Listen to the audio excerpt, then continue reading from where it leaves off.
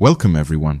Today we have the rare opportunity to delve into the mind of Søren Kierkegaard, a philosopher whose thoughts on existence, despair, and faith have influenced generations. Søren, thank you for being here. Thank you. It's an interesting situation to be in, discussing eternal questions in such a contemporary setting. But as I've always said, life can only be understood backwards, but it must be lived forwards. So, let's look back, but also move forward. That's one of your well-known quotes, and it resonates with many because it captures the paradox of trying to make sense of life. You often spoke about despair as a fundamental part of the human condition. How did your own experiences shape this understanding? My life was marked by deep melancholy and inner conflict. The despair I wrote about wasn't abstract. It was very real to me. I saw it as the sickness unto death, not a physical ailment but a spiritual one. It is, as I wrote, the despair of not wanting to be oneself. This is the condition of someone who lives a life disconnected from their true self, who conforms to the expectations of others rather than embracing their own unique existence. That's a powerful metaphor, the sickness unto death. It's not just about sadness or anxiety, is it? It's something deeper.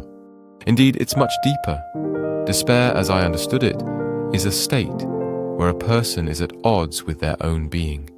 It's the struggle of not wanting to be oneself, or, paradoxically, the despair of wanting to be oneself, but feeling unable to become that self.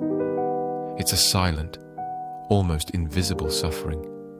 As I said, the greatest hazard of all, losing oneself, can occur very quietly in the world, as if it were nothing at all. So, it's about a disconnection from one's true self. How did this understanding of despair lead you to your exploration of the stages of life that you've described? The aesthetic, the ethical, and the religious. The stages are a way of understanding how people live. In the aesthetic stage, a person is absorbed in pleasure and experiences, but they often find themselves in despair because such a life lacks depth. It's what I described as the rotation method, moving from one pleasure to another to escape boredom, but never truly escaping oneself. So the aesthetic stage is like trying to fill an inner emptiness with external things? Yes, exactly. It's an attempt to avoid facing the self by losing oneself in fleeting pleasures. But eventually, this leads to a kind of existential fatigue. This is when one might move to the ethical stage, where life is guided by moral choices and a sense of responsibility. Yet even here, despair can arise, because the ethical person still confronts the limitations of their own nature. So even in the ethical stage, there's still a sense of falling short? Precisely. The ethical life demands a commitment to ideals, but human nature is imperfect. We strive to be good, but we are never perfectly good. This is what I called the despair of necessity, the recognition that we can never fully become what we strive to be. It's like being caught in a paradox of striving for perfection, yet being painfully aware of one's imperfections. Which brings us to the religious stage. You've often spoken about the leap of faith. For many, this is a difficult concept to grasp. Could you explain what you mean by this leap? The leap of faith is about embracing the absurdity of existence. It's recognizing that life is full of contradictions and uncertainties that cannot be resolved through reason alone. It's about choosing to believe in something beyond ourselves, despite these contradictions. As I wrote, faith is the highest passion in a human being. Many in every generation may not come that far, but none comes further. It's not a leap into certainty, but into uncertainty with hope.